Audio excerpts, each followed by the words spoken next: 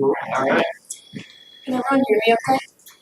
Yeah, I just want to say great job to everyone who met before me. It's been really rewarding to see, like, from the start to today, just how this project has panned out. But hi, my name is Peyton. Oh, wait. I was going to introduce you right now. Fantastic. You want So, our final presenter today, last but not least, Peyton Cahn. Her thesis on the nature contact during the pandemic matter, investigating nature exposure and mental health outcomes in young adults. Her thesis advisor is Jason Law. Program environment, her thesis reader is Yansa Farm. Hi everyone. So as a senior here, I double majored in programming, environment, and psychology. So I've always been interested in the intersection between behavior and environment. When I was at home in the spring of my sophomore year due to the pandemic, I noticed myself spending a lot more time in nature. I found it just really helped me in one way or another, whether it be like getting out of my own head or feeling some sort of connection. And when I got back to school last fall, I was kind of curious if other people had experienced a change in their relationship with nature and what this meant for how we were coping with what was going on in the world at that time. So there's a lot of existing literature over the past several decades that there's physical and mental benefits to being outside. And I was saying I personally experienced a lot of these, so it's cool to see that there's tons of evidence that are backing up what I'm noticing.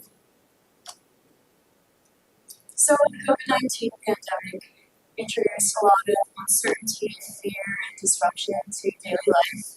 And not only are there these different challenges, but a lot of them are inconsistent from one place or person to the next. There's a lot of conflicting information when it comes to things like masking or quarantine measures. And all of these unanswered questions lead to a lot of adverse mental health consequences. You can see here that depression and anxiety really skyrocketed during the pandemic. I think the statistic about the increase in anxiety screens is important because this is just people being screened for anxiety, so the actual number of people experiencing symptoms could be way higher just due to people who are not seeking help or not really able to. And people reported struggling most with loneliness or isolation, which completely makes sense. So why young people? Well, it's a stage of life where you're biologically primed to be seeking independence, but for a lot of young people, the pandemic brought about the loss of freedom and normality. Young people also feel stress more acutely than adults, and the systems that regulate emotion and executive functioning are still developing, which means that the brain is more susceptible to life disruptions than a fully mature brain. In terms of neural development, the pandemic could even have a longer lasting impact on younger people than adults, and it could delay the process from transitioning from adolescence to early adulthood. So all of these factors are extremely concerning given that before the pandemic, young people already had pretty remarkably poor levels of mental health. So this study sought to complement a lot of existing theories, and there are a number of reasons to believe that nature might have helped people cope. So there's evidence through the stress reduction theory that nature contact can reduce stress by activating the parasympathetic nervous system. The attention restoration theory says that experiences of soft fascination in nature can create a state of awareness that restores fatigued minds and supports reflection and contemplation.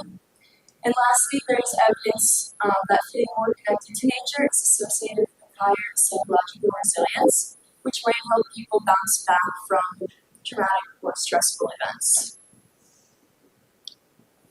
So we have these two research questions. The first was whether nature contact was associated with improved psychological well-being in young people during the pandemic, as well as whether participants actually noticed or recognized these benefits. In order to answer these questions, we sent out a short survey through social media and different email lists at the University of Michigan. And to get data that was outside of Michigan to diversify the sample, we also hired remotely located crowd workers to take this survey as well. And here are the different measures that we looked at, so anxiety, vitality, social isolation, potential functioning, as well as measuring people's preconceived notions and attitudes about the environment. Here are some of the demographics that we collected. So we ended up having 327 responses in the final analysis. Respondents were primarily female, enrolled at least part-time in college, and the majority of participants had household incomes of $75,000 or more per year. So it would have been interesting maybe to see if more respondents who fell in the lower income brackets had additional stressors due to things like employment or financial stress. Among those enrolled in college, there were 42 different majors represented, which I think is important because it's not just capturing data from musical for the environment or biology or similar topics, but really people with all different types of backgrounds and values. And the data was from people aged 18 to 25. We had two ways to capture more detail in terms of what qualifies as encounter in nature and thinking about the quality of the experience. So the first was incidental, and these are more passive experiences. In order to figure this out, we had people rate the overall amount of nature in their nearby neighborhood, rate how frequently they encountered a variety of natural and built features, as well as the incidental or intentional exposure, which was indicating the degree to which their time in nature had changed throughout the pandemic, whether going outdoors had become part of their regular routine, and rating how frequently they engaged in outdoor nature-based activities like visiting a park or exercising outside during the pandemic. This is how we measured participants' preconceived notions about nature and their beliefs about how it might impact their well-being. So, if results did show that nature had impacts, we wanted to know the degree to which people were able to recognize these. So we had them rate how strongly they associated nature with being able to reflect or feel more hopeful, as well as whether they intended to spend more time outdoors after the pandemic. So for the results, for nearby nature, anxiety and social isolation did not differ significantly between participants with low or high levels of nearby nature, but vitality and attentional functioning scores were significantly greater for those with higher levels of nearby nature. So you can see that nearby nature, it actually had an effect size for both vitality and attentional functioning of over 0.6, which means that nearby nature has a notable influence on these variables. And the remaining 40% of the variance is due to outside factors like schedule changes due to the pandemic or maybe pre-existing mental health conditions. And I think this high effect score says a lot because it says that nearby nature is really having a notable effect on these well-being variables, and it's not really by chance that we're seeing these things happen. In terms of the surrounding features, you can see here's what we were looking at, and more natural features coincided again with the positive markers of well-being, which were improved vitality and attention. Remember, we also have these ways of measuring more intentional interactions, so we can look at the data on that.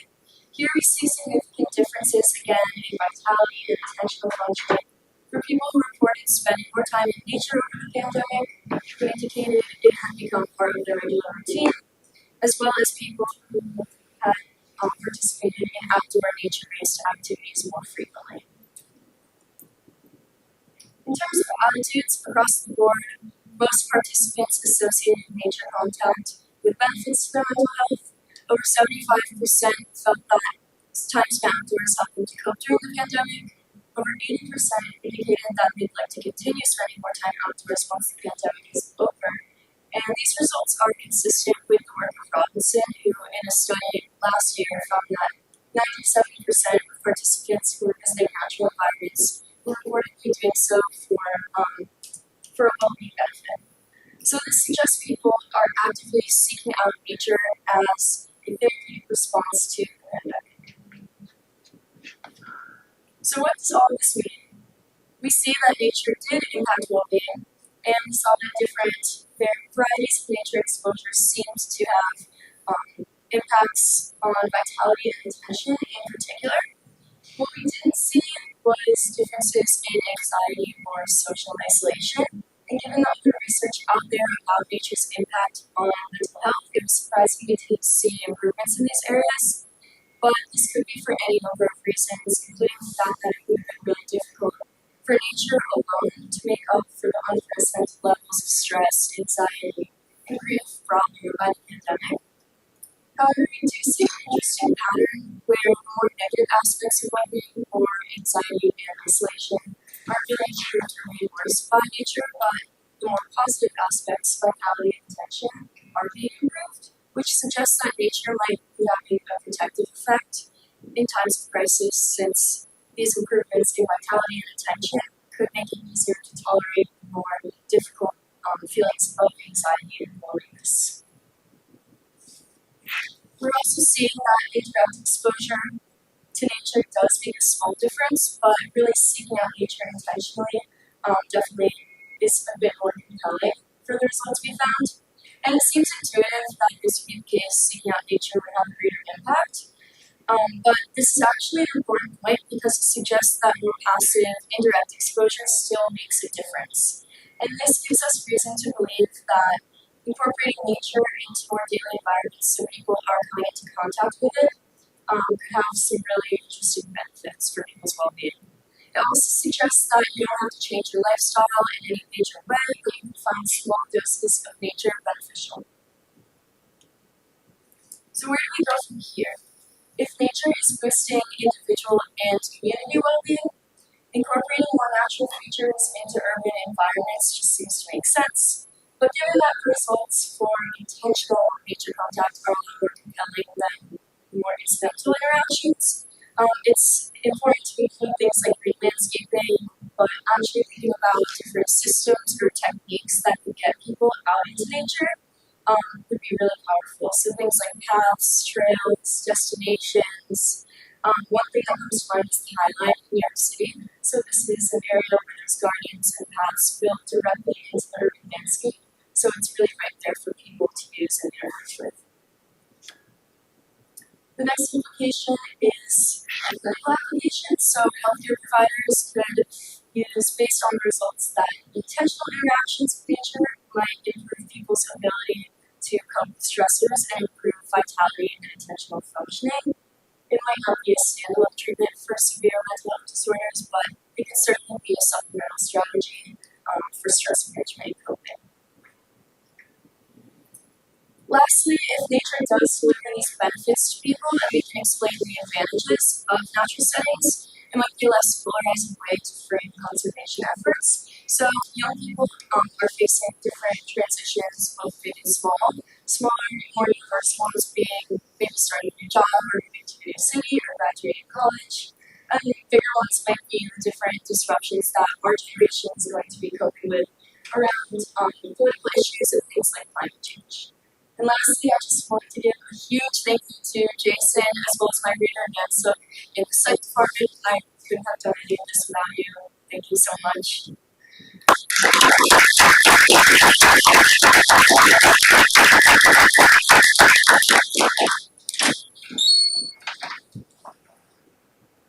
So in the intentional nature, people are seeking out nature intentionally. How do you figure out whether it's just people who are more interested in kind of in their own well-being, and that's what's driving their seeking out nature rather than nature itself impacting them?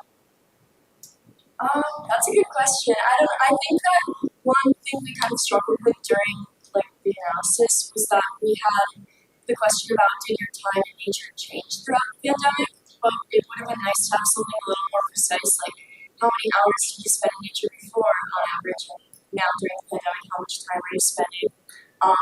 So I think it can be kind of hard to pull that apart, but I think the attitudes questions also helped us to kind of answer that and see do people have an inherent value for being out in nature, and do they think oh, when I'm in nature, I'm noticing these different benefits that are being delivered to me. Maybe just add on to that, because I think Peyton would probably also say this, is that some of your questions seem about are people kind of predisposed to think there's a benefit, and then you get the result from that. So that's a great question, but I think Peyton's results are interesting because you did see improvements in depression and anxiety, but you did see improvements in some other measures. So that's maybe that's some gives you a little more confidence, right? That it's not purely a perceptual issue, but there's something more. So, really interesting results from your talk, and it is very interesting that you can see some of the benefits. And I wonder if some of that could be potentially because the nature of the pandemic itself, sort of this intentional nature, intentional but begrudging to be out in nature, right? So there's a big difference between I'm sitting around a campfire with my friends because I think it's really cool versus I'd really rather be inside with one beer at this campfire anyway. And so I guess to that idea of intention, how much do you think this idea of we're outside because we need to be because we don't think we can be indoors right now might influence some of your results?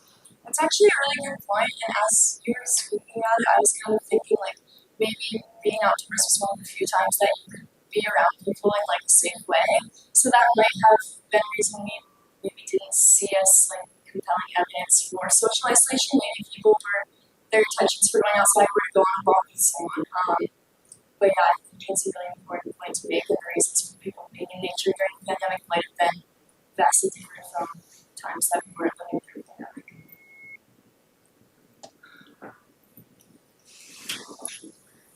So just in general, the different age groups, sample size 18 to 25, I guess the anxiety and isolation of say like older age or like grandparents, if you were to do, they potentially have the effect just because we see the mortality rates much higher risk if they were to interact.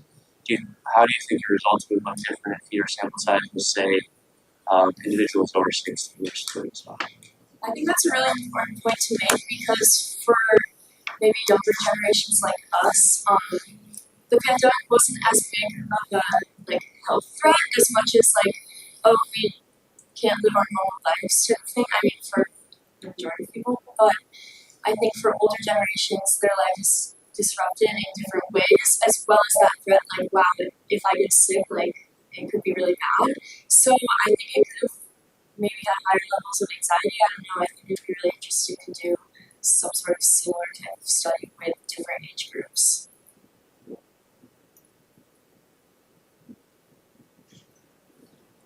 So I had a quick question, Peyton, about kind of building off that fact that you didn't see this change in anxiety and isolation, but you did see improvements in vitality and physical functioning.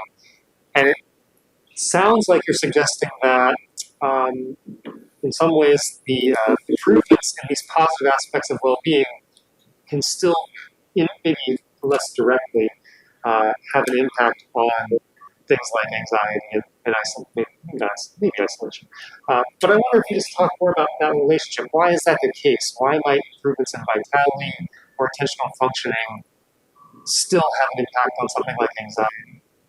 I think that it's all kind of connected. If you are feeling a lot of anxiety and kind of burnout from just confusion or not knowing how long we're going to be living like this, things like being able to restore your attention and reflect on everything that you're feeling might be able to help ease some of that.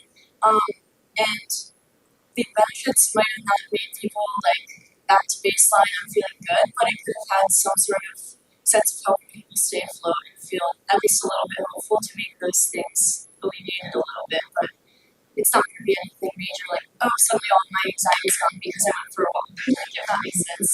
Right. Especially since the pandemic isn't over, it's still happening. We don't know.